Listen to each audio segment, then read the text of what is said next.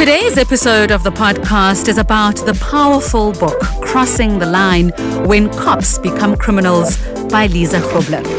In this eye-opening work, Liza Grobler draws from years of research into police criminality in South Africa, revealing a world where corruption, violence, and organized crime intersect with law enforcement. From bribery and brutality to complex relationships between police officers and criminal syndicates, this book exposes the problem, but it also asks a much bigger question. How does the line between justice and crime become so blurred? In today's conversation, we're unpacking that thin blue line, how it's crossed, why it happens, and what it means for everyday citizens. This isn't about policing, it's about accountability and the fragile trust between the public and the police. My name is Nongcebo Vukile Mackenzie. Ngiyawamkela. Welcome to the podcast. Our guest on this episode of the podcast is Liza Grobler. She's the author of the book Crossing the Line, When Cops Become Criminals. Liza, thank you for being with us on the podcast. Thank you, Nongcebo, for having me. So this book was released in 2013, and we are doing this interview now because obviously in the context of what's going on in our country, it's never not relevant, but I think it's just really put the spotlight on what happens within the police force. It's quite interesting because the title of the book, Crossing the Line. What is that line?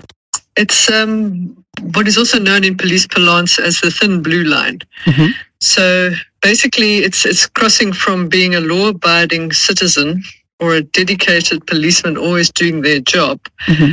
crossing over that thin blue line that separates them from the criminals.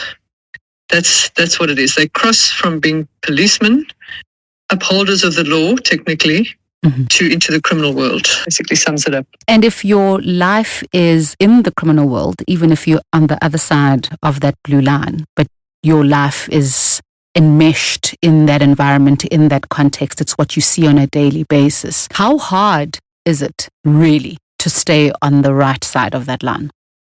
There are a lot of considerations when it comes to answering that question. Mm-hmm.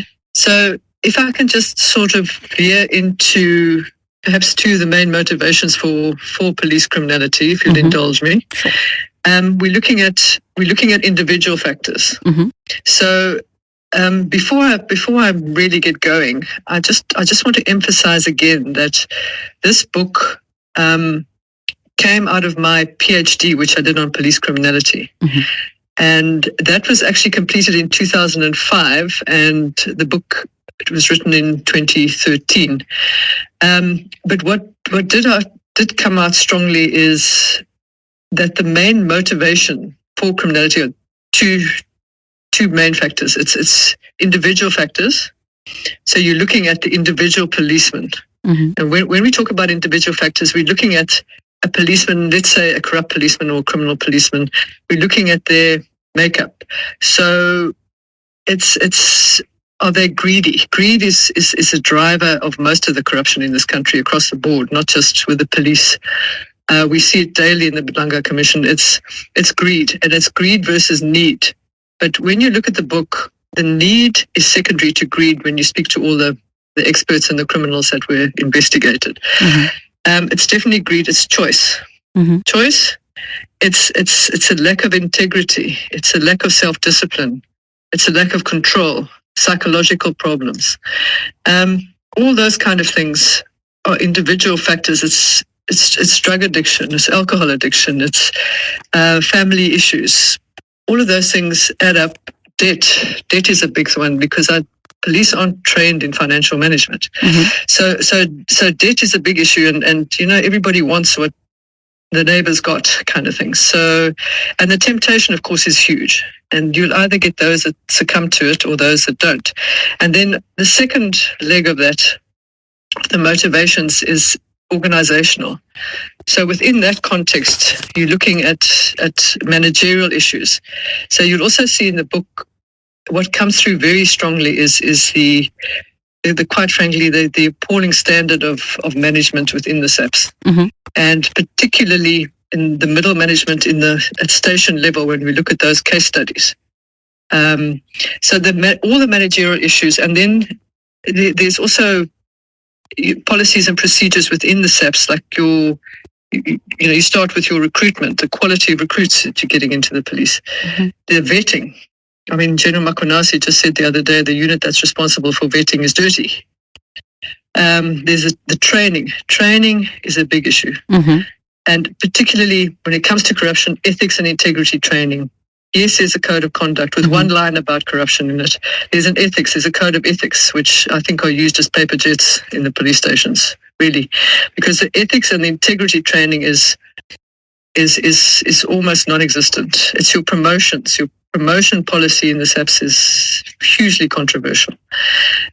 Salaries, all those, and as I say, your caliber of management.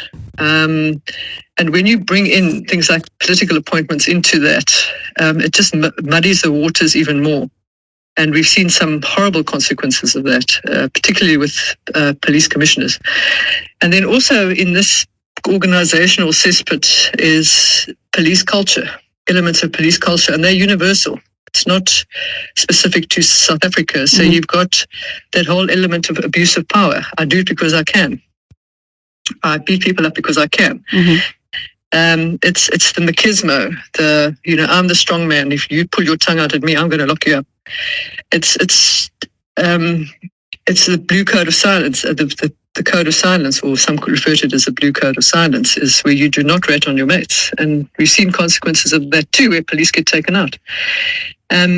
So it's a lot of very definite factors that would lead to one guy making the choice to cross that line. And again, I need to just reiterate that this book focuses on the bad guys, not the good policemen in SAPS, which are the majority. Although South Africans struggle to believe that because of what we see on a daily basis. But yeah. I like that you say it's universal, because there was in your documentary done with Michael Dowd, and he's been dubbed New York's most corrupt cop. And when you listen to the scale of the criminality that he was involved in, it is amazing. And obviously he was not the only one, and he talks about that extensively in the documentary and in interviews that he's done. But as South Africans, and I think as any people of any country, because you focused on how that affects you in the country of your birth or where you live, it's easy to believe that it's a uniquely South African problem. No, it's not. Corruption is universal. But as you'll see in the book too, I also made sure that I spoke to other policing agencies, if I can call them that, in developed democracies. For example, the New South Wales employee branch, the UK, the Met, Scotland Yard, and the NYPD Internal Affairs Bureau. And the things that separate us is that, say, for example, like you're talking about Michael Dowd, now New York, the NYPD, their corruption is sort of cyclical. So in other words, every 10 years they have a major corruption scandal. And then they've had commissions of inquiry dealing with them. So they've had the Knapp Commission and they've had the Mullen Commission. But the difference there is that the recommendations they make are actually implemented. That's the big difference, not like South Africa. So the NYPD Internal Affairs Bureau is highly effective, as are the Met's the Standards Bureau, or the Ghost Squad they set up there. They're highly, highly effective units, and they deal with their corruption. We haven't even started dealing with our corruption. Nothing has changed since I finished my PhD in 2005. Nothing. In fact, if you look at the Madlanga Commission, I think that is only the tip of the iceberg that's coming out there now. Only the tip. And just getting back to the recommendations, I mean, we've had, since I've written that book, we've had the Khayelitsha Commission. Nothing came of that. We've had the Zondo Commission. Very little has come of that.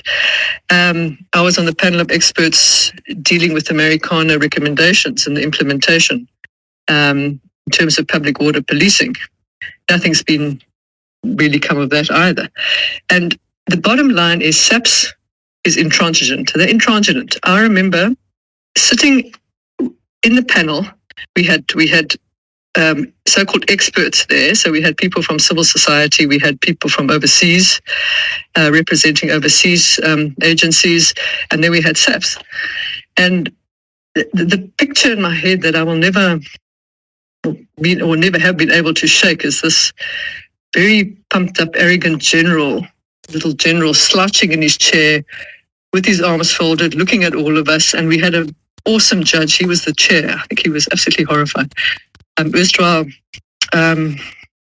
he's deceased now, Judge David Nchangazi. He's a lovely, lovely guy.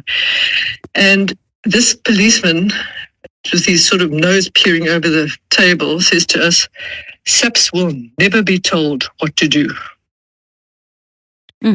And that just sort of sealed it for me. And we've seen it so often. And it's sad. They really, really need a complete and total overhaul. And I think now with this sort of new management in place, with Feroz Kachalia, they're looking at changing things. And somehow it's got to happen, but a lot's got to happen before that. What makes our recommendations and our institutions ineffective? If time, money, expertise, resources are being spent on commissions, on structures that are supposed to disable corruption and enable some level of excellence, integrity, all of that to be applied, what is the stumbling block? I think the huge stumbling block here is, and the big difference is, SAPS does not have to exercise those. They don't have to implement the recommendations. They are merely recommendations. And there's no comeback. There's no punishment for not doing that, for not implementing the recommendations. They will remain recommendations. Whereas with other major corruption scandals in other countries, and I can only refer to those three that I mentioned, they have to implement them. It's followed up. And also we've had the National Development Plan. Let's go right back to 2012. I mean, there's a whole chapter on policing there with really, really, really good, solid input. And one of the things they recommended there was a policing board. Now, again, I use the word recommend. Have we seen a policing board since 2012? That's just one issue. No. Policing board is there to focus on, it's another layer of oversight, to focus on ethics and integrity within our police service. But nothing's happened. Nothing's happened in 14 years. It's, that's the big difference. The difference is implementing them or ignoring them. So going back to the main motivations for crime, individual factors, organizational factors, looking at the individual, there is a code of conduct and there are national standards that members of SAPS subscribe to by virtue of them being policemen. So what happens to those? The enforcement, the monitoring, what happens? All right, the code of conduct is merely a piece of paper. You can't get punished for transgressing the code of conduct. It's merely same with the code of ethics. They're guidelines. This is how we should be behaving. This is what we should be doing. But it's not. You can't.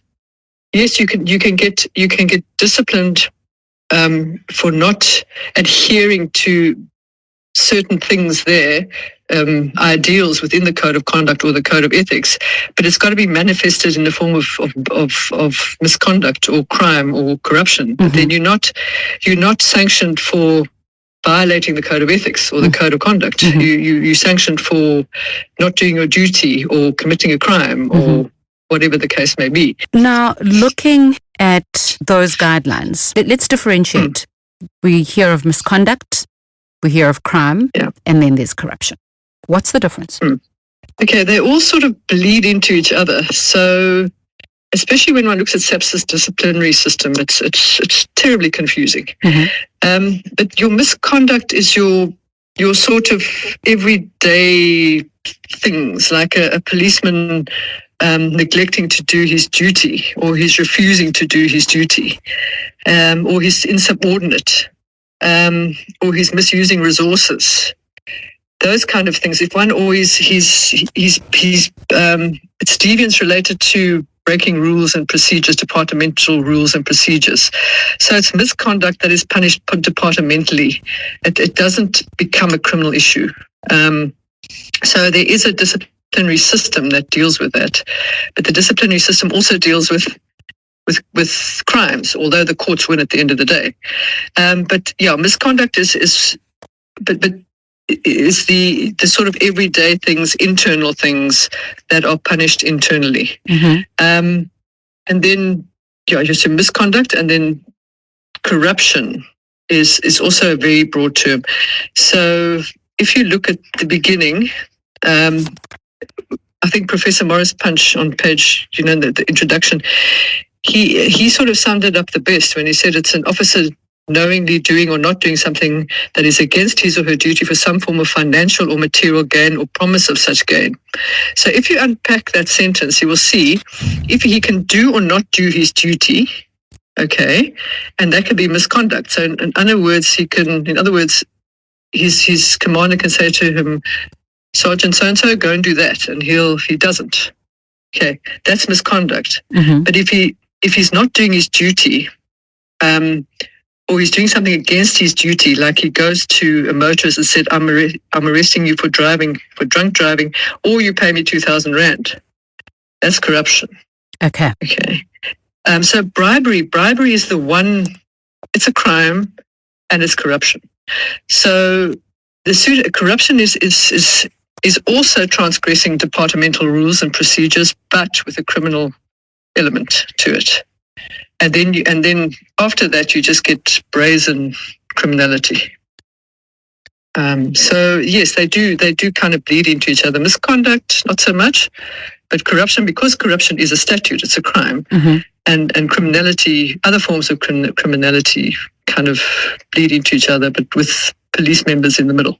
Taking that in context of the country we live in, the societies we live in, when we talk about policemen being involved in criminality and corruption, is the standard, I don't want to say fair, but maybe let's consider this, because I'm in no way suggesting that policemen should be allowed to fall into these traps or allow themselves to be driven by whatever would drive them into misconduct, into corruption, into criminality. I'm in no way suggesting that. But if a person is living in an environment where there are high levels of crime in just general communities, and they are working in an environment where all they see all day long, every single day, is crime, no matter what environment you work in, even though you see beyond the borders of that environment,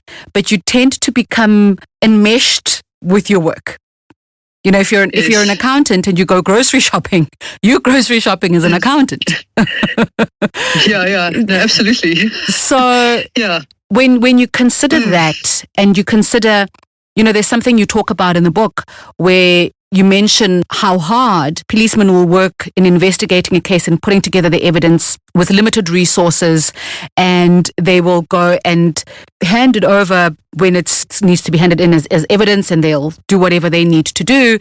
And sometimes that evidence will be thrown out on technicality or whatever grounds that it's thrown out on. And you see how far your work won't go or will go. Is it not normal psychologically as a person to be like, and be demoralized and give up? And when you see, as is evident in many, many, many societies, that the bad guy, sadly, the bad guy does win. We teach our kids, be good, do unto others as you would have done unto you.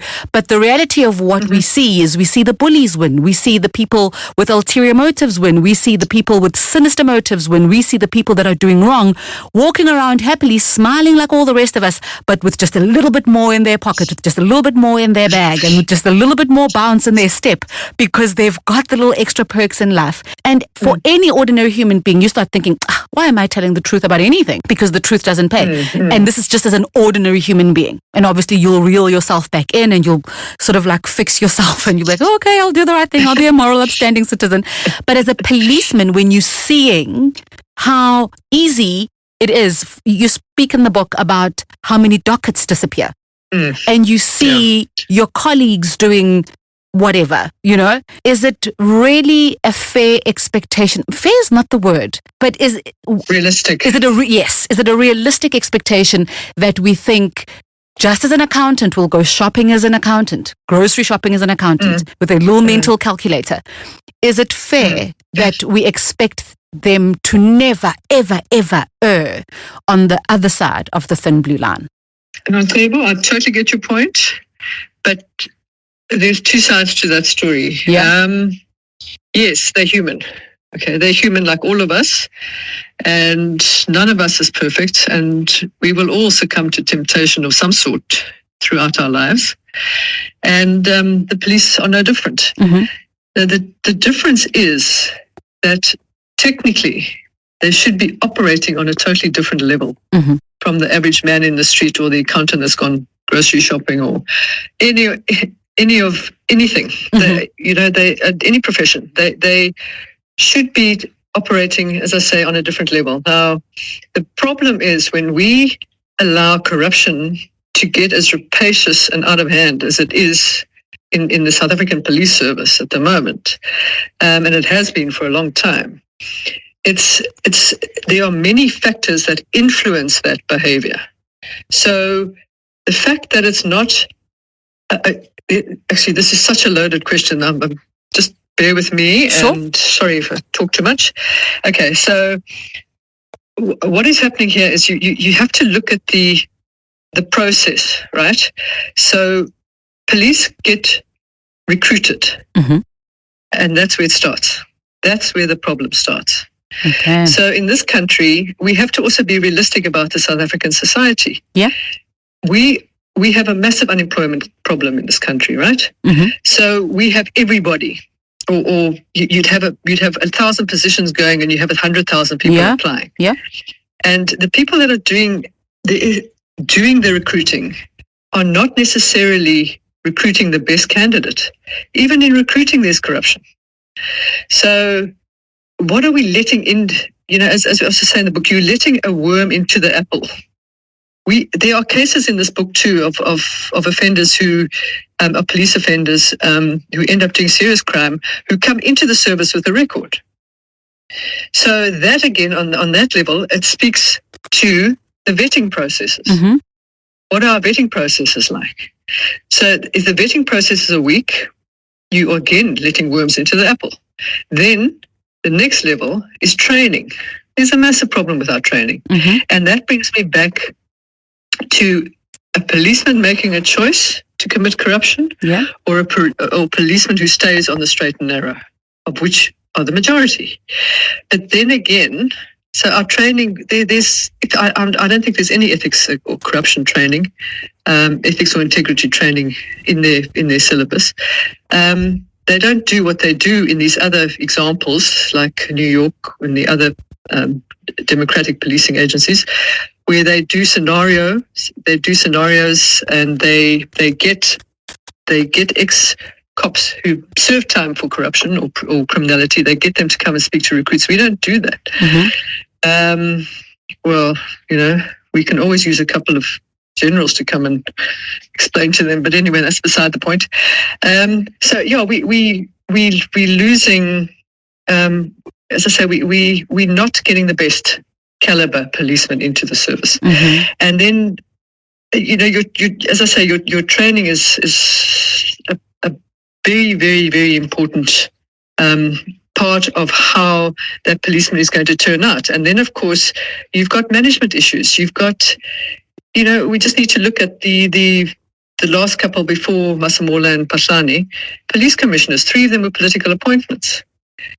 The first one, Celebi, was convicted of corruption. He had a corrupt relationship with Glenn Agliotti for years. He was convicted of corruption, 15-year sentence, served 7. 7 months, sorry, not 7 years. And then there was Becky Pele, who was fired for a dodgy building lease issue. And then again, only in South Africa, he gets put back into the state as a police minister. And then the third one was Ria Piecha. And I mean, the biggest consequence of her appointment was the Marikana massacre. And these people come from outside. They have the biggest problem is they have no policing experience. They don't understand a policing organization, which is incredibly complex and deep. And so they cannot give operation direction. Mm-hmm. And there was no more graphic example than what we saw at Marikana. So you have all these complications and these issues, and then your quality of management. Look, if you look at those examples in the book, you look at those examples of a lot of those guys were working night shift with no senior management on duty at all. So they just basically did what they wanted to do. So your caliber of management is very, very important as well. And that would also determine whether it's easier to be corrupt. I mean, can you imagine working in that Station X where your buddies are permanently drunk and they're going to gangsters for braai meat and they're stealing and they're robbing and they're raping and they're murdering, and you've got to now hold the straight and narrow. And besides that, you might be an ethical guy. I'm not saying you're going to cross the line, but they will work you out.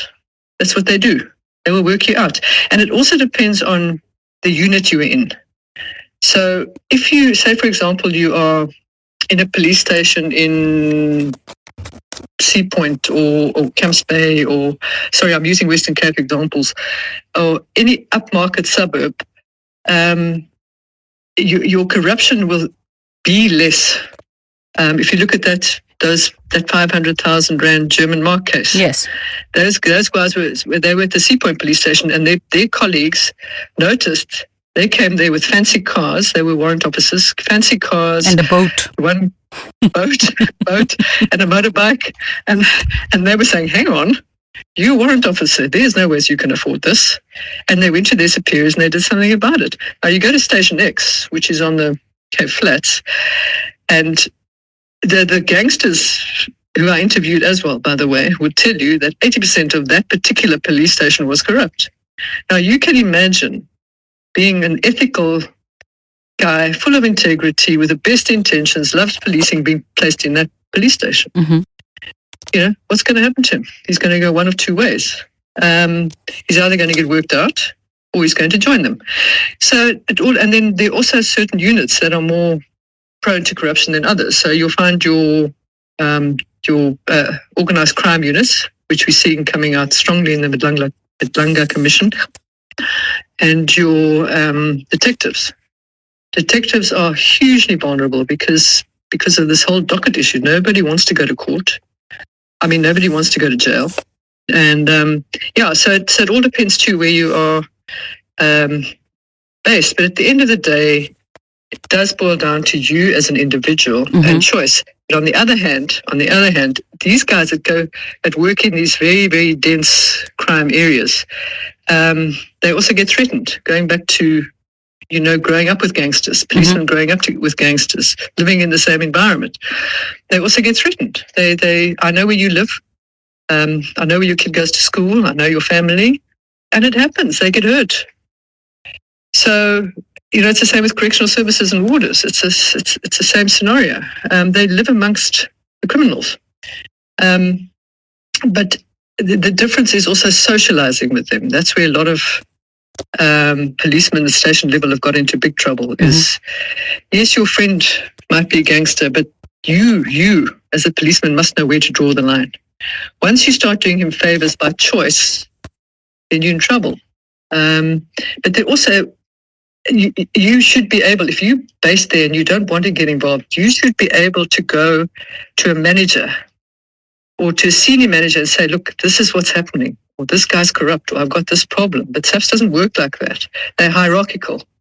So you can't go to the provincial commissioner as a sergeant and say, this is what's happening in my police station. You have to go to your direct supervisor, and your direct supervisor might very well be involved as well. So, yeah, it's a complex web of issues. It really is. But at the end of the day, it boils down to you as an individual. Just on that reporting structure and the channels that need to be followed if you need to report, and you might find yourself reporting as it happens in corporate, as it happens in any environment. You know, it's not specific and particular and unique only to the police force. You might find that you report your colleague to your direct supervisor or their supervisor or whatever the case might be, and you're the one that's punished for it. You worked out, you are bullied, you are ostracized, you're eternally, blacklisted, from... That's it. Yeah, and it's not unique to the police force. But what you talk about in the book as well is that 5% of police deaths are police being taken out, in parentheses, by the police or their colleagues that they're investigating for crimes. And that was interesting for me, that the very same police are investigating their colleagues. Like in any organization, you'll have the forensic unit. And often the forensic unit will have the financial, so they might outsource that to an auditing firm. And they would then have, forensic investigators or forensic auditors from an audit firm or whatever specialization to come through, do an investigation on that. But here, you've got internal people investigating other internal people. If you are investigating me, I am giving you the side eye every day when we come into work. I am giving you the bad eye every day. And, I'm not washing your coffee mug at all, because, in my mind, you have now become my problem, which obviously is a bit, but that's how one would perceive it. Is that absolutely? And how it is. How do we expect that to work, though, if we are not creating separate institutions or separate units within the police force or within government that will be directly responsible? You've got IPID, right? And we as members of the public can report instances of police brutality to IPID. But we are expecting members of the South African police force to investigate each other. How is that supposed to be effective? How is that supposed to yield good outcomes? How is that supposed to keep those who do want to stay on the right side of the thin blue line safe? I'm very pleased you answered that question, because Jackie Celebi did tremendous harm to the South African Police Service. And that it's never really recovered from that. I'm not saying it was perfect by any means before that, but he did tremendous harm because he had a selfish reason for disbanding. There was a very good anti-corruption unit removed from the SAPS, although it was staffed by SAPS members. It had the best of the best investigating their own, and they had their own techniques. They work with intelligence. They surveil. They listen. They work with whistleblowers. And then he came along, and he knew jolly well what he was doing or what he was up to already in terms of corruption and crime. And I think each province had a unit. So the year before, he closed down all of them, which was, I think, 2003 or 4. The year before, he closed down 4. So what he did was, because they had fantastic results, so what he did was to justify to Parliament why he wanted the anti-corruption unit closed. He quoted the stats from the reduced number of anti-corruption units and said to them, look how their performance has declined in the last year. So the previous year was the performance of all 9 anti-corruption units, and that year when he was in Parliament was only the stats of the remaining 5. So obviously they're going to be a lot less than the entire contingent. So Parliament went in and said, fine, disbanded it, and he got his wish. So, and the motivation he used was corruption is everybody's problem. Therefore, these specialists in corruption must now go to station level. and investigate their colleagues in the police station. I mean, it's bizarre. It's beyond bizarre. And this, again, comes from political direction instead of operational direction, these kind of decisions. So anyway, that was the end of that. And that's never been resurrected. That's never been reinstated, the anti-corruption unit. So now they have an anti-corruption unit, I think, in the detectives. We've got the Hawks, that it has an anti-corruption unit. We've got IPID. We've got a hotline, a corruption hotline. It's very higgledy-piggledy. But again, I'll go back to the New York Internal Affairs Bureau. They are highly, highly effective, and that is what we need. We need, again, also to have another organization like we had with the Scorpions. And I mean, those were also they were also disbanded purely for nefarious reasons. Not for any other reason whatsoever, but the nefarious reasons. And that's what we need. We need an NYPD type unit, part of the SAPS, but outside of the SAPS, to investigate corruptions. Police investigating police when they're looking at each other, no. It doesn't work, and it's dangerous. It is, quite frankly, dangerous. I'm not sure if you're aware of a book called Serpico, or a detective called Serpico. There was actually a movie with Al Pacino. Sorry, I'm giving my age away here, but he was in one of these really bad corruption cycles in New York. Mm-hmm. He was a cop who was having none of this, and he got no backing because the corruption went so high up. And then what happened was, as you said, his colleagues were watching him. They were not happy, that he was determined to do something about the corruption around him. And they went on a drug bust one day, and he knocked down the doors and everything. And then, of course, pretended to shoot a dealer, but in the meantime, one of the colleagues shot him. Oi. And then when there was an investigation, such as it was no, sorry, oops, I shot the wrong guy. But it was absolutely and completely intentional. Oh my goodness me! And literally, it's a warning shot to say, just back off. And in this country, people die. Unfortunately, they die. They get set up by their colleagues, and they'll either do it themselves, or most of the time they'll actually get an outsider criminal to do it. I mean, if we look at our level of hits and things, I mean, look at the fantastic cops we've lost, the Hawks policeman that was murdered, the cops we've lost because they are not tolerating corruption within the ranks, and they've been taken out. There's no warning shots. There's no nothing. They get killed in this country, which is just it's terrible. It's unacceptable. It's completely unacceptable.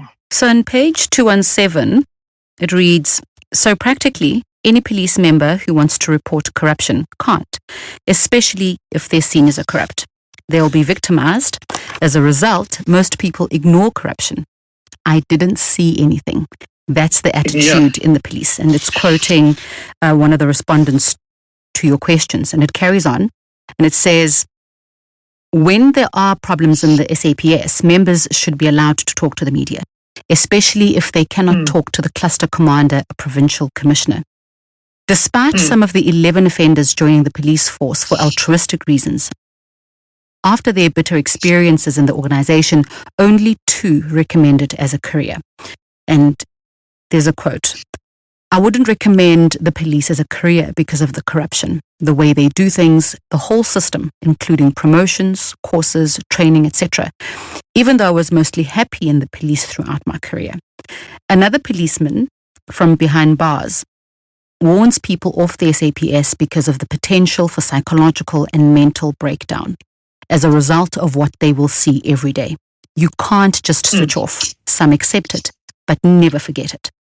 One adds that he will definitely not recommend a career in the police because there is no real future for white policemen in South Africa. I've seen too many policemen destroyed. I don't know any cops who have seen their career through and retired without becoming alcoholics, etc. SAPS does not help their staff, for example, with lawyers if they need them. I was curious as to why this particular respondent felt that it was more difficult for white policemen, because what you're describing seems to be applicable to everyone. Yeah. I think this brings you back to what I said in the beginning is the promotions policy. Mm-hmm.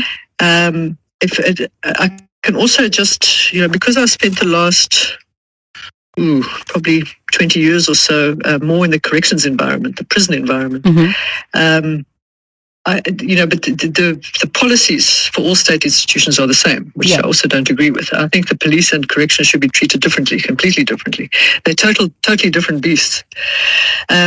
So what we're seeing is with I don't know if I can call it a quota system. Yeah. So it's the same with promotions, affirmative action. Yeah. All of that. You have to go according to the equity policy. Okay. So, say for example, you've got 5 candidates for a particular senior post. Like let's say they're going into a commissioned officer's post, like a captain, mm-hmm. and they've applied for the captain's post. Your first consideration has to be equity, whereas you would go to a different democratic agency anywhere else in the world, and your first priority is skill, education, ability. So very often, I'm not saying that the equity applicant is any less skilled or able or educated than the other one. It's just that they get preference, if you understand what I'm saying. Mm-hmm. So that you could get 2 candidates, 2 different race groups, and with the same skill or slightly less even, depends, but equity is, and I think this is what they were trying to say to me, because there was a lot of that in the book. If you read the book, there was a lot of unhappiness about the promotion policy, a lot. And they would also say to you that the promotion policy is good, but you'll get managers abusing it. So what we see too throughout correctional services, any state department, is favoritism. That's also factionalism and favoritism. It's also a big determinant of who gets what position in the state, in the department. So I think that's, and also there's a thing in the police called the Warrant Officers Club, and that's the highest level of non-commissioned officer, mm-hmm. and then you go into commissioned officers, which is captains up, and these are guys that are just stuck there. They will retire as warrant officers, and another thing that's come through strongly. Okay, it's a good policy, but we as whites, even the coloured interviewees as well, we're being discriminated against, right? Because it's not so easy for us to get promoted.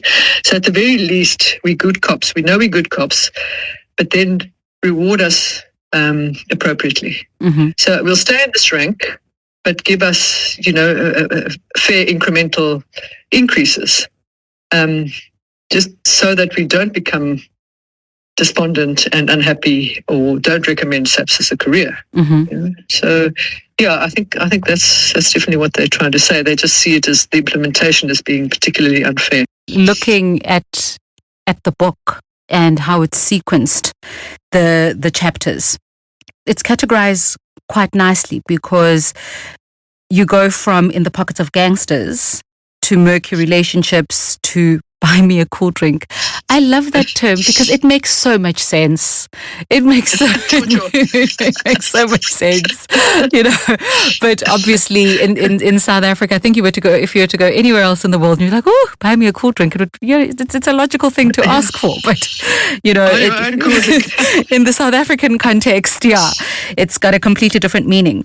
And then you talk about what drives a lot of the, not so much the motivations, but the underlying, just beneath the surface, the subliminal issues that drives criminality and corruption within the police force. And you talk about anger fueling police murders, fish rots from the head. Those are some of the chapters that are in the book. But, a lot of what you describe is transactional. So it's people paying for things to go away. Now, it does get extreme. People pay for people to go away. But a lot of it is paying for your docket to disappear, for that ticket to not be written, for the protection fee, for those not to be arrested, those kinds of things. But in as much as that is criminal, in as much as that is corrupt, I'm not taking away from that at all. What really, really, really just baffles me is the rape and murder aspect of it all. Because how does it get there? Any person, average human being, in whatever career, in whatever context of life, in whatever society, when that person rapes, they are... I've even heard, I'm not sure how true this is, I've even heard that, for example, if you are in prison and you are in prison for the rape of a child or molestation, even there you're considered as, in the lower ranks of what we would consider human. That's what I've heard. Yes. But yes, now, to be I don't get that, because they're supposed to be protecting the most vulnerable, right? So if I am caught doing something wrong, let's make an example. I don't drink, but let's say I drank and I was caught drunk driving. And then I, plead my case. I've got a child waiting at home. I'm stressed. No, I'm not really drunk. I'm on whatever medication, and it makes me look drunk, or whatever the case might be. Okay, that is, and somebody then helping me with that, because it could be considered helping from another perspective. When I get home, I'm gonna say, oh, he really, really helped me. Otherwise, we'd be telling a different story about my life, kind of thing. That's the perspective that I would put on it.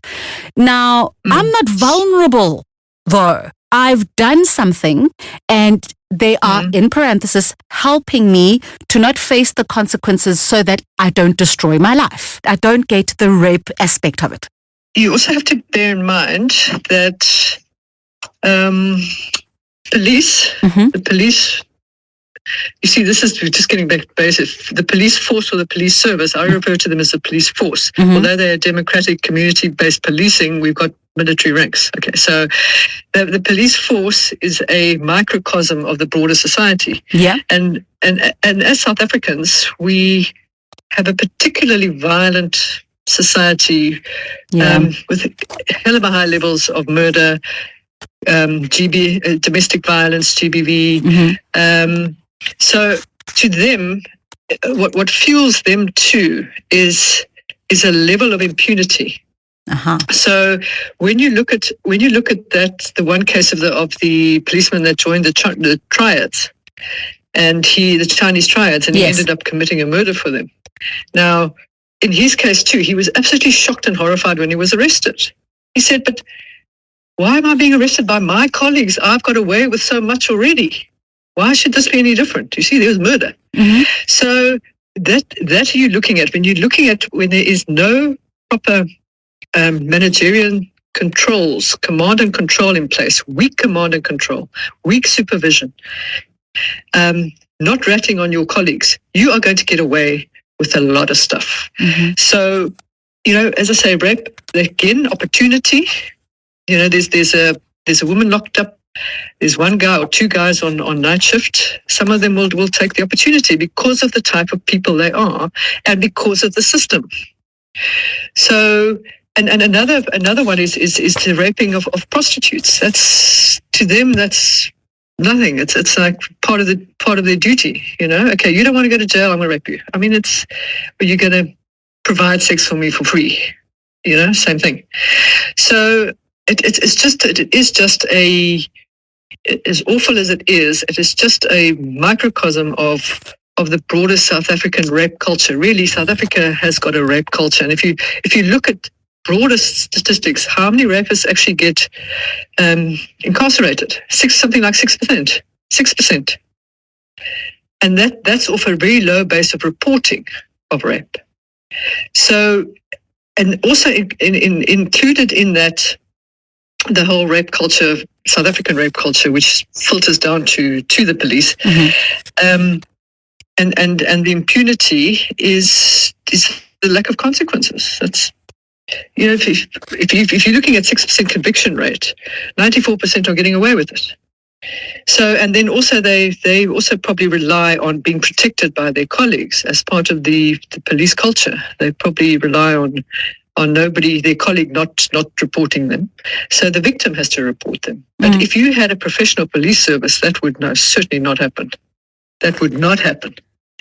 But sadly it does. And in terms of murder, if you're looking at murder, that's police brutality very often. Look at the example I gave in the book of Madia Masir, who was dragged behind a police van because he wouldn't listen, and he ended up dying in the cells. You look at Andries Taitani back then, the protester from Vicksburg. He was shot to death on purpose, and these kind of things have never really stopped. And then together with that, you look at the family murders. The family murders, spousal murders, gender-based violence is big in the police. And that, again, boils down to lack of psychological care. They have a employee assistance program, but if they go for outside psychological counseling, they have to pay themselves. So you look at the lack of psychological support. You look at the stress levels that cops work under. Let's be honest here. The things they see every day. If you look at, say, NYPD, after every single firearm incident, just a firearm incident, the police have to be debriefed. That's not the case here. They should be debriefed almost on a weekly basis. Our police who work in visible policing and specialized units, such as they are, they should be debriefed far more often. And then you look at all of that, and then the insidious mix of alcohol, drugs. We've got a drug problem too in the cops. Yeah. So all of that drives, they take it home with them because there's no other outlet. So it results in intimate partner murders, police murders, even murders on the job, as I've just explained. Yeah, no, we next level, I'm afraid, when it comes to there is also not a category of crime that the policeman is not involved in. I'm talking for our own country, and in my book I deal with a handful, but the other things, like at the moment, the illicit cigarette trade is huge. I don't think it's a coincidence that Sergeant Nkosi had dockets lying around related to crimes against British American tobacco. And just a week ago, or 2 weeks ago, they arrested 3 crime intelligence officers for stealing cigarettes from a spaza shop. So, these and stock theft and things like that I don't deal with. But, murder and rape are... It's mind-boggling. But it's not surprising, if you know what I mean. Yeah, and what you just mentioned now in the context of murder is, murdering their own families. You talk about that in the book, in the chapter, Anger Fuels Police Murders, where you talk about the policeman that shot his daughter, shot his son and his wife. And his wife was also a policewoman. You talk about, or in the context of drug use, and that was really a sore one. That young man, he was 20 when he joined the police force, and he lost his mother and another close family member, and he just couldn't cope with the pain, and he graduated from alcohol to eventually using tick, and that is what was driving his corruption, because he needed money, for the habit. And with rape, I think what for me was really sore is the rape of women who have come in to report domestic violence issues. And they then are taken to the trauma room, or the one woman who came in to report that she had been assaulted by a police officer, and when she reported that, they would pay her visits at home, rape her there. It's all incredibly painful, but as you say, the police force is just a microcosm of South African society, and it's a reflection. They are human beings. They are human beings that are South African human beings, and obviously it would be reflected.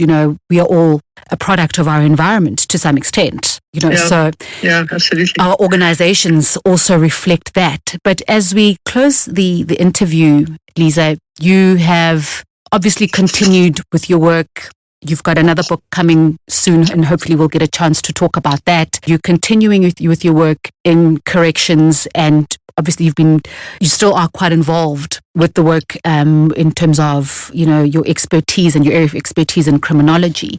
And when we hear all that we hear, which is predominantly the negative, and there are some positives, I'm just going to, veer off a little bit. I went to the Pinetown police station, and I was there just to get an affidavit, nothing major.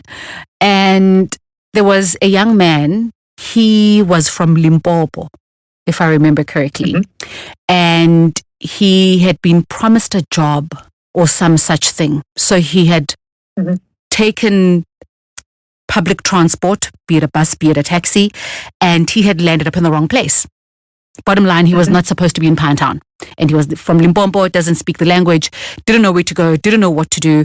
And I came in and, there was this young policeman, and he was going around asking everyone, his colleagues, everyone who was in the charge office, for donations to go and buy this young man a bus ticket back home and to get him something to eat.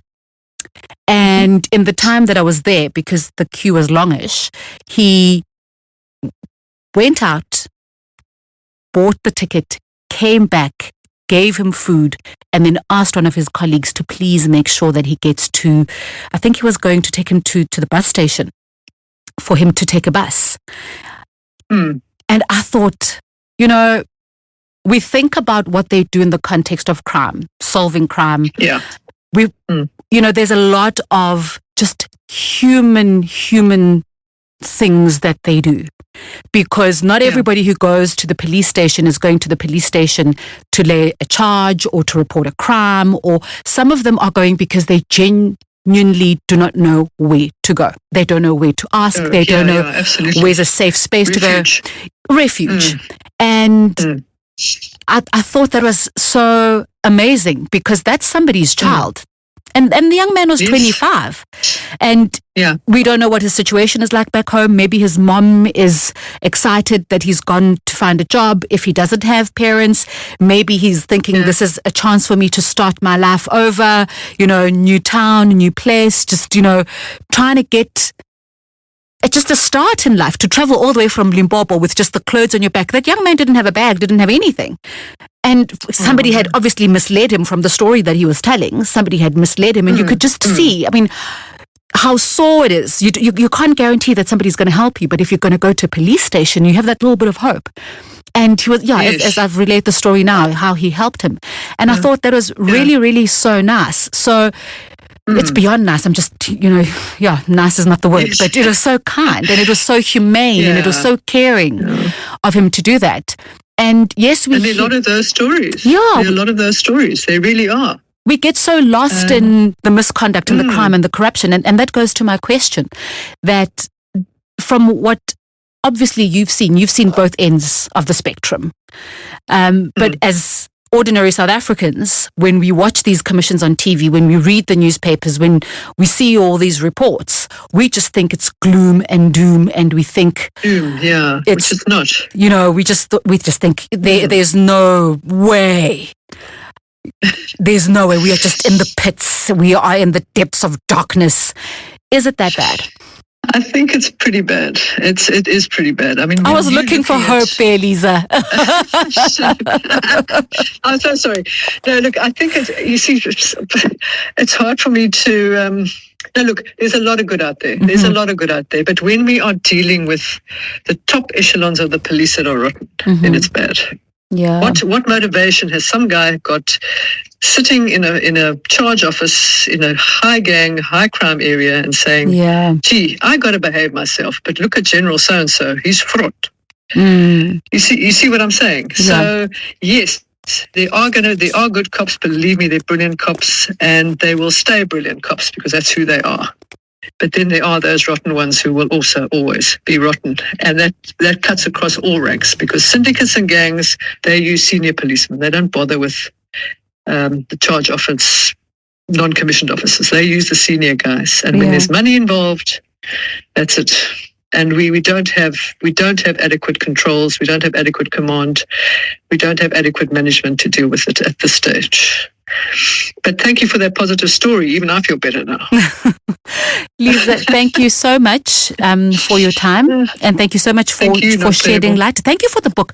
What I loved about the book is, yes, it comes from academic work and it's based on research, but its narration is so easy to follow. It's so easy to engage with. It's the narrative is told in very much a storytelling way. This is an academic reporting kind of way, or a research reporting kind of way. So thank you very much for that. And I think it's easily digestible for anyone who would be interested in the subject matter. So thank you very much. Thank you very much. That was great. And I look forward to chatting to you again. Thank you for spending this time with me on Nongcebo Mackenzie, the podcast. If this episode resonated with you, please rate and review the podcast on your listening platform. It really helps others to discover the show. And please share it with someone you think would enjoy or benefit from this conversation. You can listen to Nongcebo Mackenzie, the podcast, on all major podcast platforms. And you can also watch full episodes on YouTube. Just search Nongcebo Mackenzie, the podcast. To stay connected, follow the podcast on @NVMackenzie and @Nongcebo Mackenzie, the podcast, to join the conversation on social media. You can also get in touch for collaborations, feedback, and guest suggestions. All details are in the show notes. Thank you for listening. Until next time.